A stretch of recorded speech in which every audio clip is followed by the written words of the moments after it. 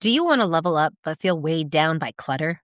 The to-dos, commitments, obligations, or even the physical chaos around you? Recently, I stepped into my next bold life chapter and began building my coaching business part-time alongside my full-time career and family responsibilities. Well, I hit a wall. I felt stressed, overbooked, overwhelmed, like I was drowning in life clutter. My calendar, my habits were too crowded for my next level to begin. My energy was depleted. And that's when I realized all of this clutter was the ceiling preventing me from moving forward. You can't step into a new chapter while dragging around the debris from your present one. Today, we're talking about preparing to elevate your life, cleaning up everything that's been silently draining your time, energy, and focus. It's about doing a hard reset, clearing out, cleaning up, and creating space so your next chapter has room to unfold.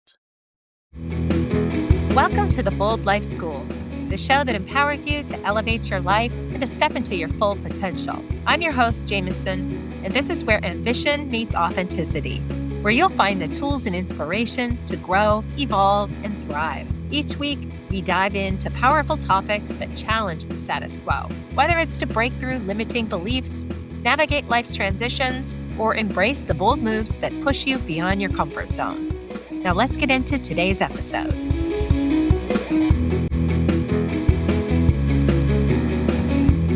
Your next level requires capacity, emotional, mental, and physical space. And clutter equals friction.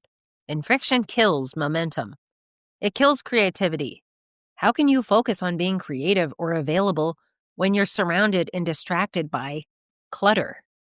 Our nervous system thrives on clarity and order. I know I personally cannot focus on my tasks when I know I have a whole bunch of distracting to-dos lined up in the back of my mind. It's like clearing cobwebs. I have to get that stuff out so that I can focus on moving forward. Rule number 1, every major reinvention starts with clearing, not adding. Now let's get to the action. We're going to talk about 7 areas you must clean up to level up. We'll discuss what to clean, why it matters, and how to tackle it head on. First, your physical space. Look around you in your house, your car, your closets, your drawers, your workspace. What state is your environment in? Are you housing old clothes and shoes from your past self? Stuff you haven't worn in years? Has your car become a storage closet for your children's clothes, snack trash, miscellaneous items? When's the last time you went through your papers, your files? How many expired products do you have in your bathroom? If you're looking around and you see clutter, the past, it's time to get clear. A cleaner space instantly boosts energy and decisiveness. Physical clutter fogs mental clarity. It can be stressful to be thinking about all the unfinished business in our lives. How can you focus on being intentional when you're surrounded by the guilt of an incomplete to-do list hanging over your head? I've been in a season of clearing myself. Instead of buying more clothes and shoes, I took some time off from shopping this year. I realized it was time to part ways with a whole bunch of things. I started with multiple boxes of shoes. I'd been carrying these around from house to house over multiple years. Some of these shoes I haven't worn in years, and I don't plan to wear again. And the funny thing is that I couldn't even find the shoes that I would want to wear because they were hidden amongst all the boxes of shoes that I didn't want to wear. I couldn't see what clothes I needed to buy because I was holding on to my just-in-case clothes. Just in case I lose 10 pounds. Just in case I gain 10 pounds. I'll keep these 5 similar hats just in case I need to go to a Halloween party. I'll keep these 20 pairs of work pumps in case I decide that I ever want to go back to wearing heels every day, even though I work remotely most of the time, and I don't plan on going back to wearing heels every day, ever. The point is that your environment is sort of a mirror of your internal world. If you're looking around only to see your past self, who you used to be, what you used to do in the clutter, it's time to start reflecting on future you. Who do you want future you to be? What does future you dress like? What does future you's house look like? To start implementing a clearing, start with some of your identity items, like your clothes, your shoes, old work badges. Maybe it is a bunch of old knickknacks that you just don't enjoy or relate to anymore. For some of us, this could take days or weeks, so don't overdo it. Just start with a 60-minute power purge or maybe a 30-minute power purge. You'd be amazed at what you could even accomplish by taking 10 minutes to clean out things that no longer work for you. Donate it. I recently took a bunch of items to Goodwill, some of them really brand new, nice, expensive shoes, but I realized I don't like these shoes. They really don't fit my identity that I want to share with the world. I don't enjoy wearing them. They're not comfortable. Let somebody else find a nugget or a treasure in the store for a good price.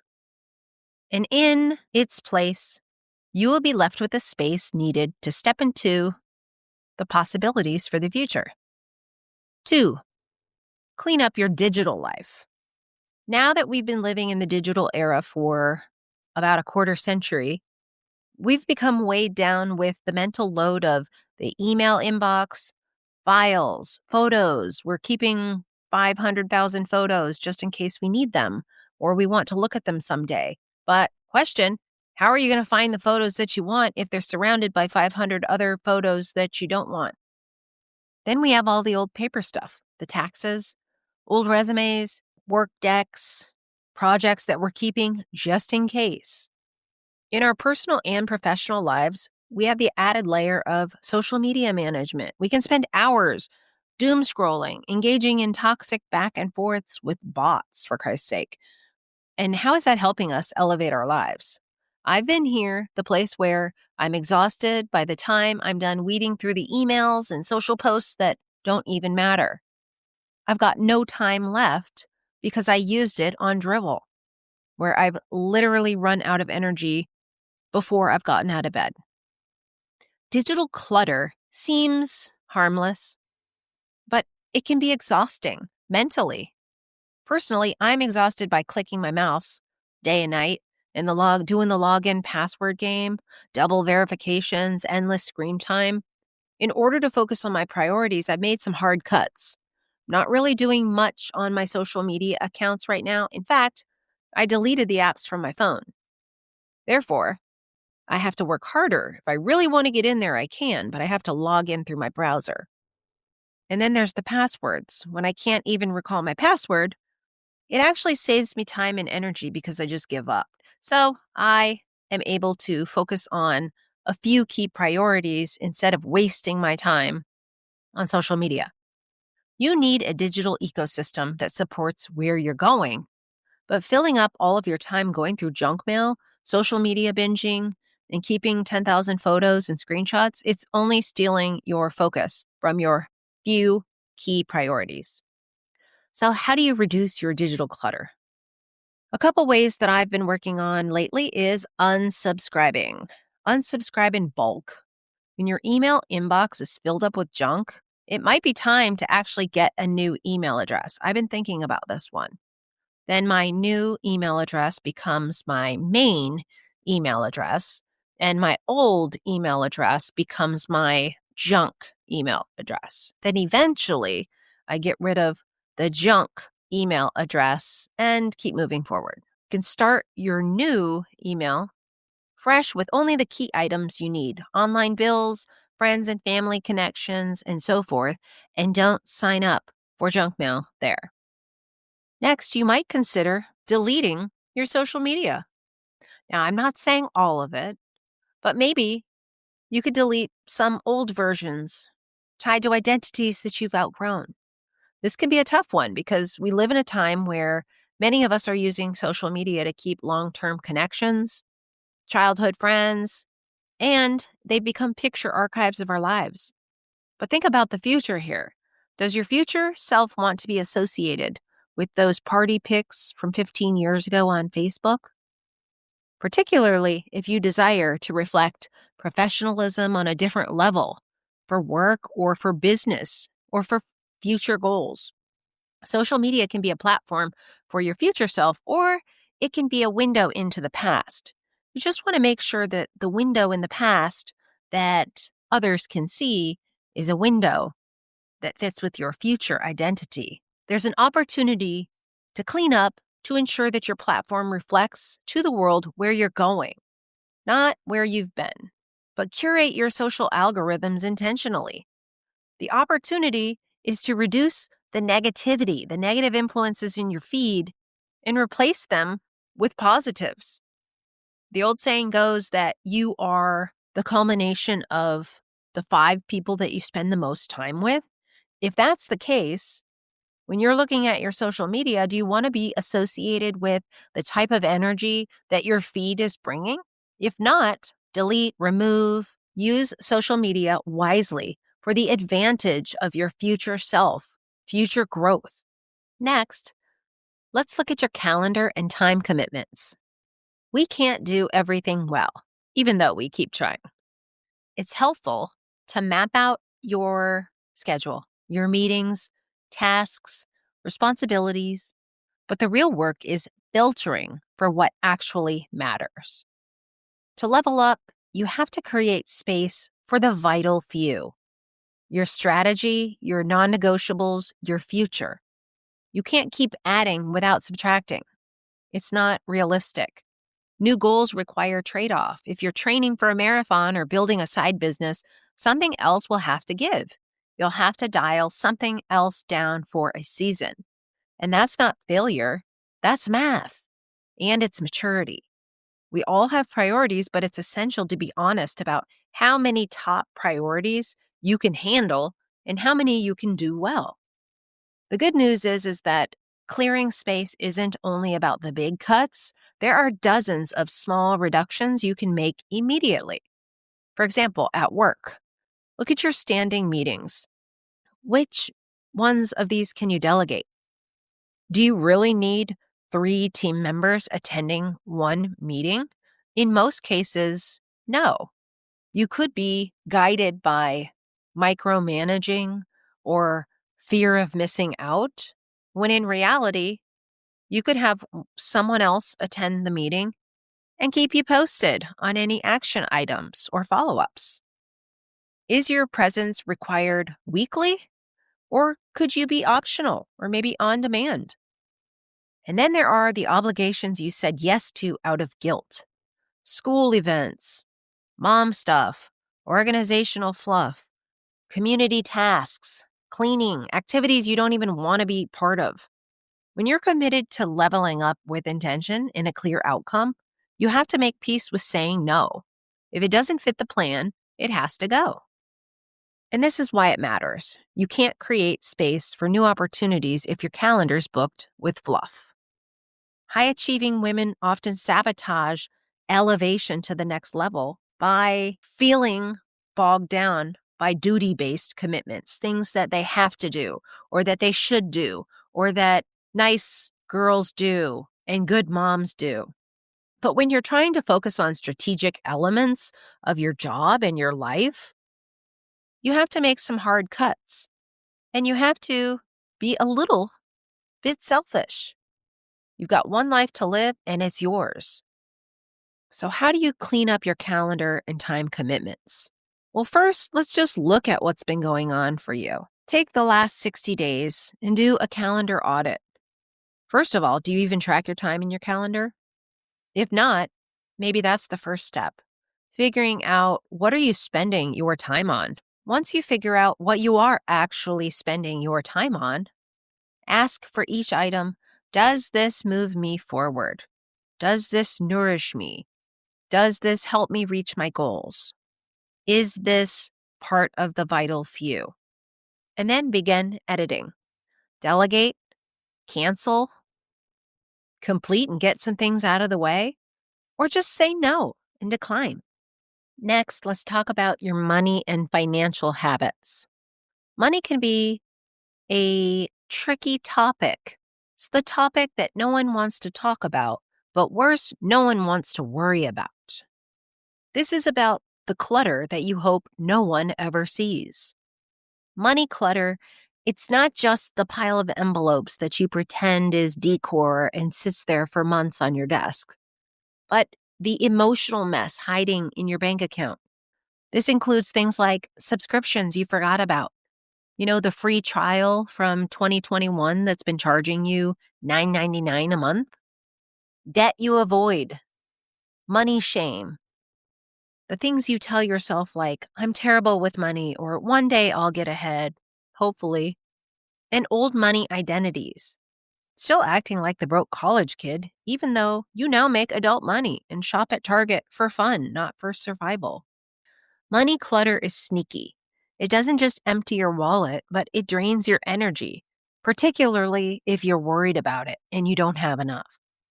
When you don't know what's going on with your money, there's low-level anxiety humming in the background.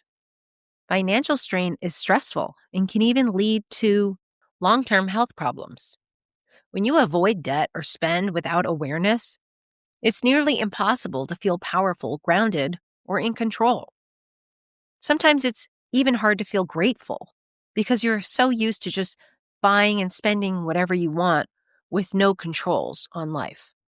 If you're entering a reinvention year, maybe it's a new role, a business, a move, taking a sabbatical, guess what? That new chapter needs a financially honest main character. The truth is that money clarity equals confidence, and confident women make bold moves. Stressed, confused women, well, they freak out over money, subscribe to more things, make senseless purchases to feel better, and make a lot of financial mistakes. So, how to clean it up? First, know where your money is going. Just tracking your spending for 30 days can be a good way to play detective. Where is my money actually going? Why am I paying $12.99 for something I haven't used in years? How many subscriptions do I have to various TV channels? Cancel or renegotiate your subscriptions. Highlight every single reoccurring charge and make sure that it's something that you are still using, that you still care about, that you want to be spending time and money on intentionally. Many of us worry about keeping track of all of the items that we need to pay, the bills that we need to pay, and it's unnecessary clutter in our minds. That's what autopay was made for. Make it boring, make it automatic, remove the emotional drama of, did I pay that bill? Or will I be living in the woods next month? Are they going to come and take my home away from me because I didn't pay my mortgage? And next, even when you are reducing the financial clutter in your life, it is important to create a next chapter fund. This isn't savings. It's a money with a mission. Call it the Bold Life Fund, or your career pivot plot, or your sabbatical savings, or maybe your I'm leaving this job jar. Putting away money, even $25 a month, tells your brain, we're funding a new reality, babe. Most importantly, get brutally honest with yourself around money.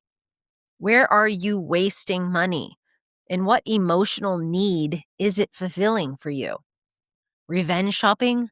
Boredom, door dashing? Shopping therapy? Be honest so you can choose differently and intentionally to build the future life that you want to build. The next area to clean up may be one of the hardest ones, cleaning up your relationships. We can buy new planners, we can organize closets, but cleaning up relationships, that requires real courage. So we're looking at one-sided friendships where you're always the listener, never the one held. Draining family dynamics, the group text that spikes your anxiety, the relative who always needs something. Mentors, bosses, or colleagues who no longer align with who you're becoming.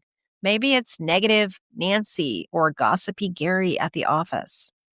And people who subtly or loudly shrink your ambition, roll their eyes at your ideas, or keep you in the old you box.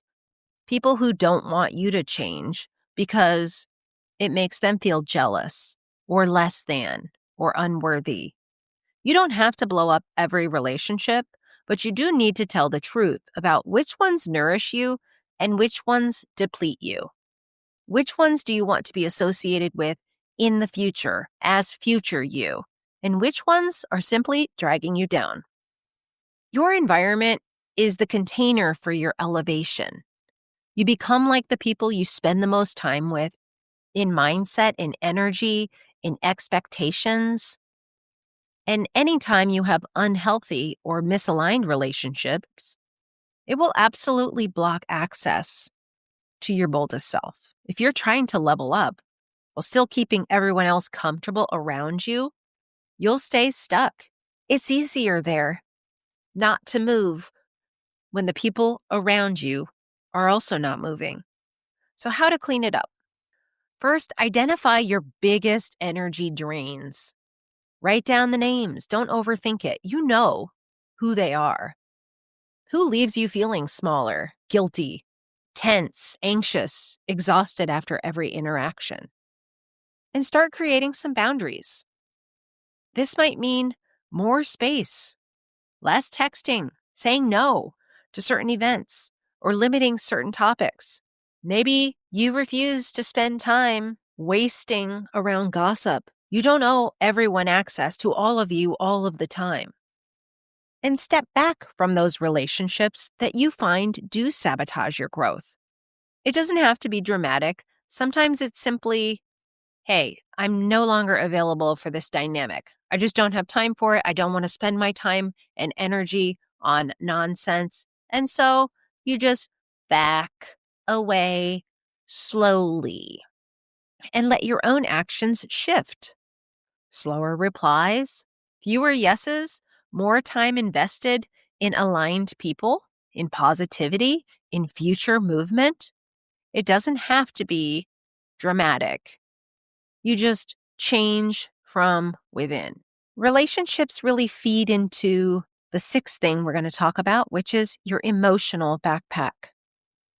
Now, inside your emotional backpack, you might be carrying a lot of old sentiments and resentments from these relationships, from work, from past friendships, and even resentments towards yourself. There are old wounds in there, baggage that hasn't been cleaned up, betrayals, disappointments, failures you still replay in your mind. We've all got unprocessed stress, this years you've spent in survival mode with no decompression that's stuck inside your body.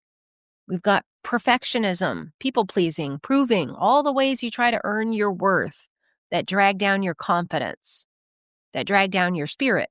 These are the stories that you drag from room to room, year to year in your backpack. Sounds a lot like the stuff that we drag around from house to house, from year to year in our closets, in our living rooms. And this is why it matters. Emotional clutter creates self-doubt. It dims our light. It dims our confidence. You can't build a bold new chapter while telling yourself old stories about yourself, like, I always mess this up, or people always leave, or I'm not ready yet. These limiting self-beliefs are just messages that you've been repeating. Your nervous system will resist opportunity if it still associates visibility, risk, or change with past pain. You can't move beyond the past if you're stuck in thoughts about your past self. There are a ton of ways to clean up your emotional backpack. You've probably tried, or if not tried, you should. Journaling, just talking to yourself and writing freely without censoring, without making it look pretty for anyone. Ask yourselves, what emotions am I dragging around from room to room? How do I feel about life? How do I feel about this Thanksgiving? How do I feel about what my mom said to me the other day? Name the anger, the grief, the disappointment, the regret. No holds barred. With regular journaling practice, you might find that you're able to be more truthful with yourself. And over time, you can identify patterns about the emotions that are stuck in your body and the thoughts that are stuck in your head and get some idea of what you need to break through to move forward. Make a regular thing about it. Practice naming your emotions daily. The biggest problem is that a lot of us aren't even in touch with what we're feeling. We're stifling, we're stuffing it. Instead of saying, I'm fine or I'm stressed, get specific. I feel anxious because of blank. I feel resentful when you say blank. Naming is the first step to processing emotions and then sitting with them and moving beyond them eventually. And of course, you can work with a coach or a therapist to release old loops. You don't have to do it alone. Remember, coaching is about moving forward, right? It's strategic. It is goal setting. It is working through some of your thoughts and your feelings and your actions that you either are or aren't doing to achieve your current results and then your future results. Sometimes we need another human to help us see where we're still carrying around 2020 in our 2025 body. Your identity and your self-concept is the seventh and deepest layer of what needs to be cleaned up to elevate your life. This is who you think you are. I didn't necessarily say who you are, but who you think you are. This includes the outdated beliefs about who you should be. The good girl, the fixer, the responsible one, the always available mom, the high performer at all costs. These are the labels you never consciously chose, but have been living inside. I'm the reliable one, or I'm the overachiever. I'm the perfectionist. I'm the one that holds it together. These are the identities rooted in roles you've outgrown. Old jobs, old versions of motherhood, old seasons of your life, old expectations and boundaries for yourself. You can't build a new chapter on an expired identity. If the person that you've been in the past isn't who you want to be in the future, you'll need an identity upgrade. If your inner story is still, I'm the one who survives, I'm not the person who gets to do what I want or live the way that I want, you will unconsciously recreate survival over and over again. You will unconsciously limit your possibilities. Start by asking yourself some questions. Who am I becoming? Who do I want to become? Not just what do you want to achieve, but who do you want to be? If all of the possibilities in the world were possible, do you want to be braver, more peaceful, creative, joyful, wealthy, free, versus who you are? So the next question is, what identity do I need to let go of? Maybe it's letting go of the burned out corporate warrior idea of yourself, the martyr mom, the reliable fixer. What would happen if you simply changed the ways that no longer serve you? And take action. Choose one of these beliefs to retire this month. Maybe you don't have to think, I have to do everything myself, or I only matter when I'm useful, or I have to clean up the entire house for everyone because I'm the only one that ever will do it. What if you didn't believe that anymore? When the thought shows up, gently say, I don't believe that anymore. If you were the one that believes that you have to do everything around the house, and you decided to get rid of that thought, it brings possibilities into your life. Maybe you could get a housekeeper. Maybe you could require the children to do chores. It's only when you release the burden of having to do everything yourself that you can open up yourself to help. Practice speaking from your future you. What does future you do? Does future you spend day and night cleaning up after everyone? How does she make decisions? What does she say yes to? What does she decline? Borrow her voice, start living with it today, and let her start narrating your life. Now, starting to practice becoming future you doesn't always take on the first try. Emotional resistance shows up when you start to clean up. When you start making these changes, your brain and body are going to fight it. They're going to have feelings about it. And so will the people around you. It's not a sign that you're doing it wrong or that you can't do it or that you're bad at it. It's a sign that you're doing something new, and it's normal. You might notice guilt. Who am I to say no? Am I being selfish? Fear comes up, the fear of disappointing others. What if they're mad? What if they judge me? Nostalgia for old identities, like missing a version of you who was more fun, who could just push through anything, even though you know she was exhausted. And there's the myth that I should be able to handle it all. It can be hard to take a look at yourself and be like, no, I just can't handle it all. As if being human is a personal failure. But normalize it, expect it, move anyway. We're not supposed to be able to handle it all. It's okay to drop some balls. It's inevitable, especially if you are an ambitious, motivated woman trying to do it all and please it all and be it all. You can literally say to yourself, of course, I feel guilty. Of course, this feels weird. I'm breaking old patterns, and I'm allowed to do that. It will be all right. We can continue moving forward. It's safe for me to release what no longer fits. It's safe for me to disappoint others instead of constantly disappointing myself. Making all of these changes to declutter your life eventually comes with payoff. This is what happens after you clean house. On the other side of all this clearing is the fun part. When you clean house, physically, digitally, financially, relationally, emotionally, and energetically, here's what starts to happen. You feel lighter, clearer, sharper. Decisions get easier because you're not choosing from chaos. You're being intentional. You magnetize opportunities, ideas, and alignment. You're feeling more like yourself, and you suddenly have space to notice nudges, inspirations, open doors, glimmers of joy. And you experience emotional spaciousness. You're not reacting from stress all the time. You're getting in front of your decisions. You have room to respond.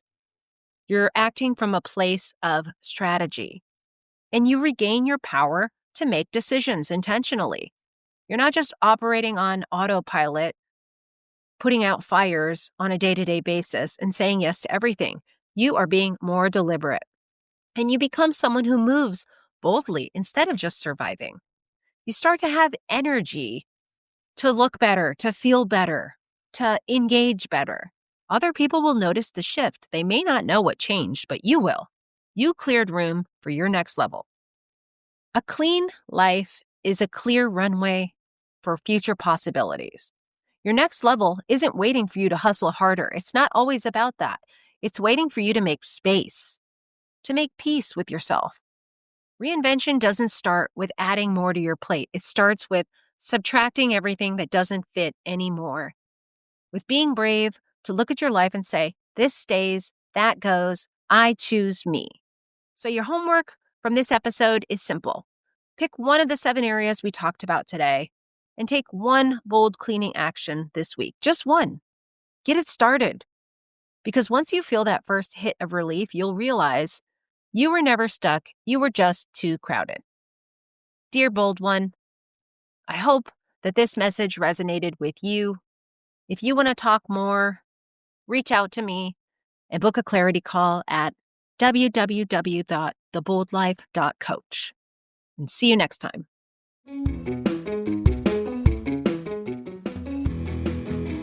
If you enjoyed today's episode, head over to theboldlife.coach for more resources, join our community, and start living your boldest life today.